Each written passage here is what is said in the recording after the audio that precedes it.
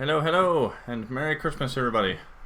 I hope that even though this year has been crazy with its ups and its downs, that your holiday season has been as good as it can be it Christmas or Hanukkah or the solstice or whatever you like to celebrate, that it's good. And I'm just going to, in the spirit of Christmas, do a quick little video and open a couple of little booster packs I got here.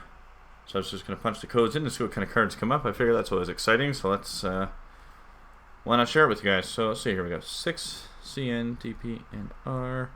These are from the Steam Siege pack, I believe, which is not the newest one, but I have enjoyed some of the cards from those previously. Does it take lowercase? Maybe it doesn't.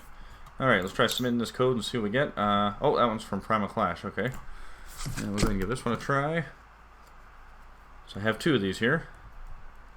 Now I could use the webcam, but I'm actually using the camera for the video, so I don't know if that's going to like create a rip in the space-time continuum, or if that's going to it might just cause a conflict. Actually, they just might not allow it. There, that one's from Steam Siege. Okay, so actually, you know what? Curious minds want to know. So let's go ahead and hit this start QR reader button. Huh. Actually, no, I think it broke, because normally that right there would show my face. But the video looks like it still is showing it. So, I guess not. Let's go ahead and hit claim on these. There we go. And hit done. I'm just going to go over to my collection. I always kind of forget where this is. And let's go packs. There we go. So we have Primal Clash and we have Steam Siege. Now, I think there's another pack that just came out after this, but I don't really remember. So let's go ahead and open this up. My apologies if the sound effects are very loud. I did run a sound test and it sounded like it was good, so.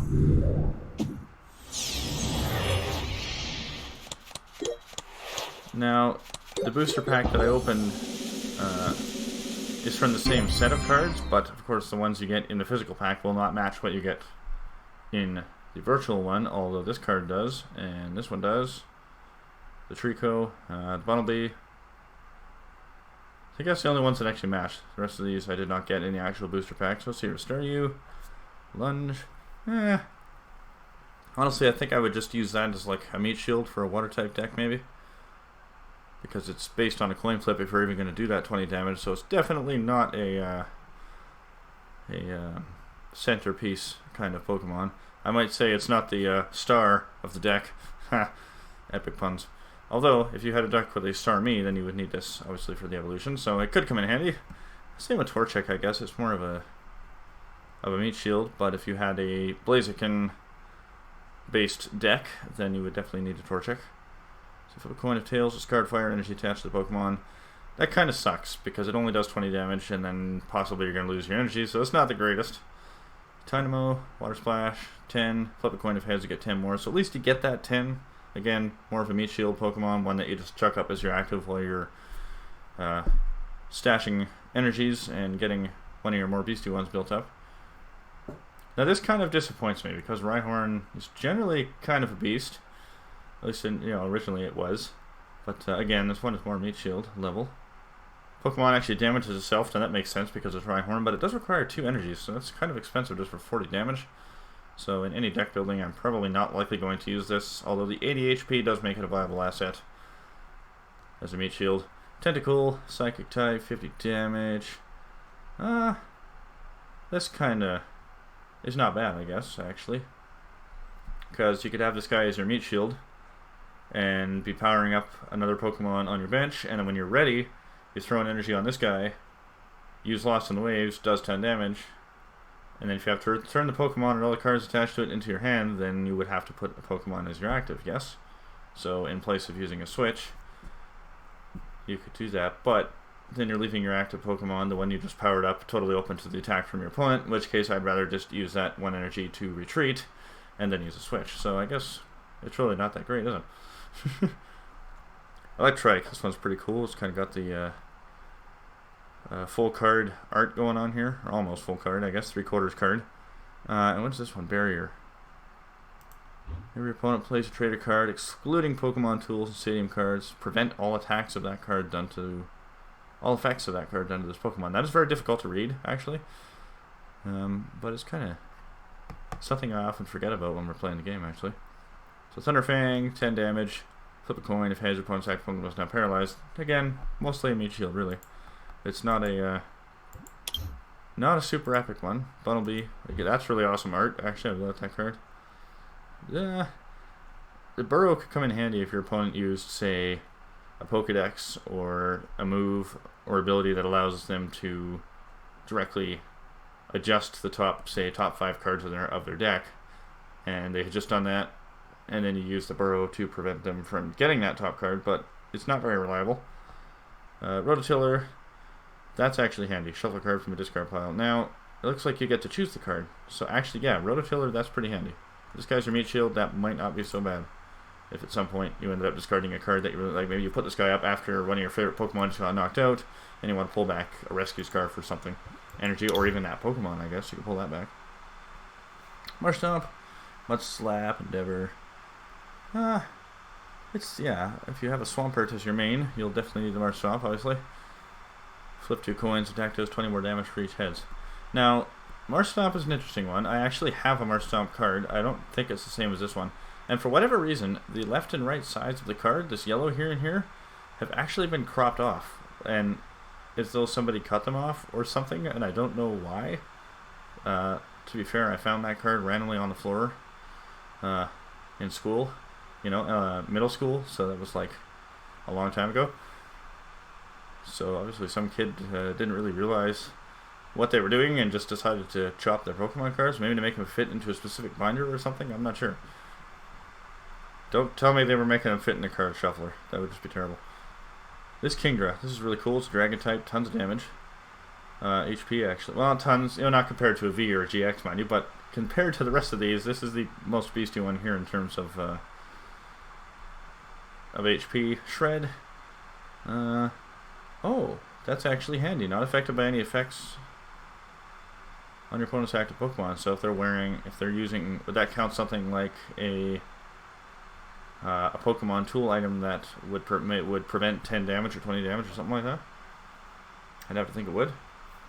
In which case, that's not bad. Just directly, you're going to get the 30 damage whether or not you like it. Twister, flip 2 coins for each head, discard an energy attached to your opponent's active Pokemon. If both of them are tails, the attack does nothing. That's... that kind of sucks, actually. So you're 70 damage and you're removing an energy, or it's doing nothing. It's kind of an all or nothing move. So while the HP is good, this Kingdra is kind of, not bad. And then we have Trico here. I think I kind of glazed over him earlier. Ooh, it's a foil card. That's pretty shiny. And quick attack, pretty standard for your basics. Flip a coin, heads, attack does 10 more damage. Again, if it's a meat shield and you're waiting to build up the Skeptile line, then that's not so bad. Overall, a pretty mediocre booster pack. I haven't actually really gotten into deck building on Pokemon Trading Card Online. I don't know, I enjoy the physical Pokemon cards a lot more than the virtual, but to be fair, I think opening packs is actually the most fun part, so let's go ahead and open this one. Let's see what we got here.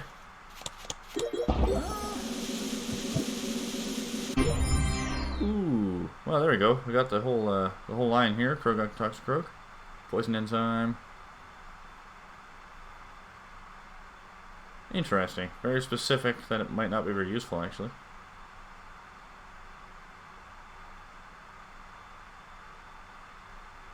Poison Jab.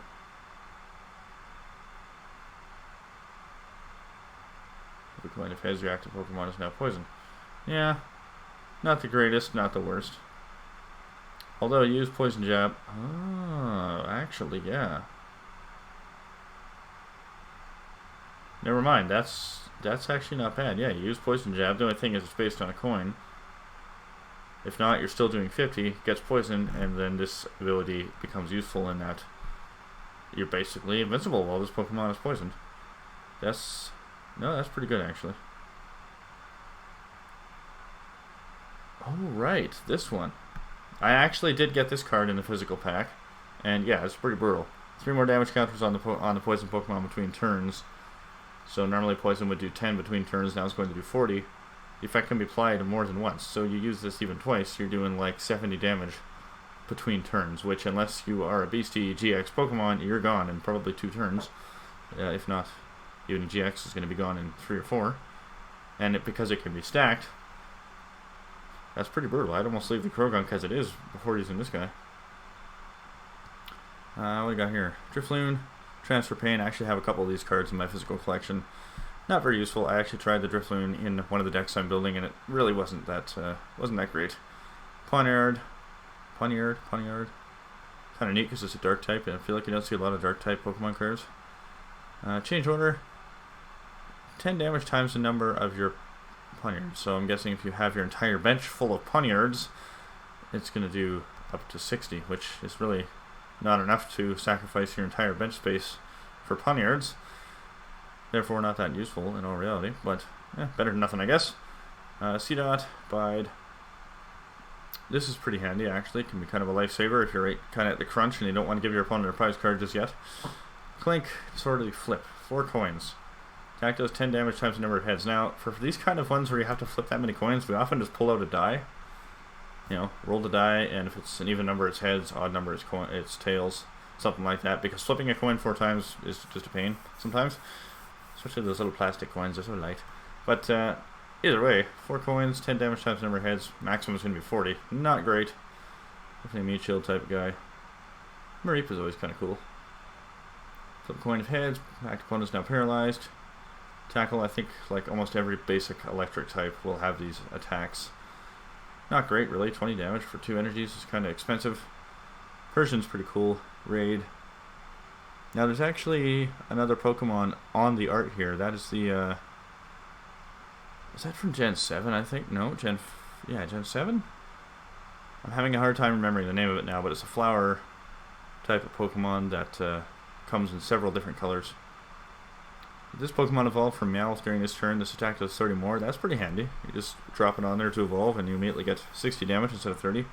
And then for re-swipes, again, you probably want to roll a die instead of flipping all those coins. 30 damage times the number of heads. That's actually not bad. If you get 3 heads, it's 90 damage, so it's not too bad for a stage 1. And then we have the Flaffy to go with the Mareep. Ram does 20, Thundershock does 50, flip a coin of heads, your active Pokemon is now paralyzed. That seems like a lot of energy for 50 damage. Driflam, Evolve of Driflam, Eerie Wave, 30 damage, and this one's kind of cool. You're not confused. No coin flip, no nothing. You're just instantly confused. It kind of makes the using 2 energy a little more worth it. Burst Curse, discard 2 energy attached to the Pokemon, put 8 damage counters. Oh my goodness, 8 damage counters? That's not bad. Now, I've always found these ones sort of funny. Put 8 damage counters, but they didn't specify which counters. So if you use the 100 ones or the 50 ones, that's still technically a single damage counter. Now, according to the rules, a single damage counter is 10. But then it's like, why didn't you just say put 80 HP worth of damage on your opponent? I guess this does sound smoother. Put 8 damage counters. Or this attack does 80 damage or something, I don't know. Upside is, though, in any way you like, and not just the active, any Pokemon, and in any way you like. So you could go ahead and sprawl this 80 damage across the entire bench, or you can throw them all on one Pokemon. 40 on the active, 40 on a bench. You know, that's an awesome little move, actually. Driflam is probably something I would put in my deck, to be honest. Now it's only got 100 HP. It's not the greatest. It's it's not going to stand up for too long against a big, powerful GX of some sort. But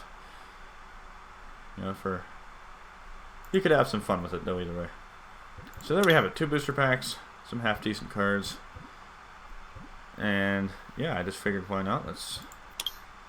I gotta get some video going on the channel, right? It's been a while. And speaking of that, come the new year, I am getting pretty excited to have some different ideas for some different games I actually want to play on here. Something that's not Minecraft, for once.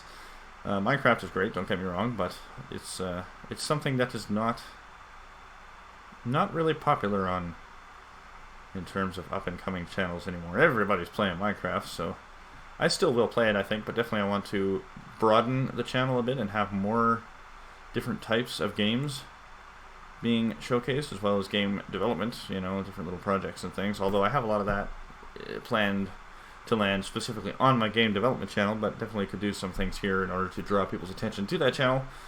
I'm also planning to get into Trove. My brother has been playing Trove and tells me it's a good game to try, so coming the new year, I think I'm going to start up a sort of little mini-series type of thing called Footnight Finally Plays.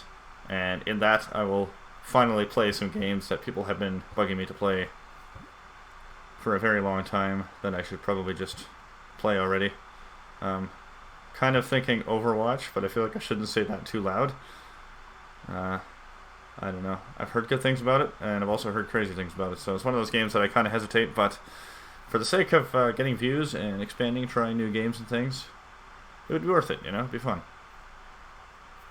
Also thinking a game that my friend recently released called Mystical Echoes. It is a dungeon crawler kind of adventure game. It is turn-based, and it's pretty neat so far. It's on Steam. It costs about $15, which I don't mind paying that to support a friend. So it's actually pretty cheap compared to a lot of games out there, and it's pretty fun. You know, the UI needs a bit of work, but the programming is very solid, and the story is very interesting so far. So I'll definitely be getting into that, as well as my animation courses that I'm taking are starting to wrap up, and with that I want to start putting those skills to use, because you never know how long it might take to actually find a job in that field, so you don't want to let the skills get rusty. You know, you got to keep working on projects, keep them sharp, as well as adding things to the portfolio and building an online presence. So with that, I definitely want to incorporate the YouTube channel and get projects going. So with that, I'm thinking of animating some different little channel intros and bumpers and things, which of course input is feedback on that is always useful and handy. You know, I don't want to be one of those channels that has a way too insanely long intro. I won't say any names in particular, but there's some channels where it's like, can you just get to the video already? This is getting a little ridiculous. So those are some of the plans that are in the works, and with that, I think I will leave this video here, just showing you some of my other cards here.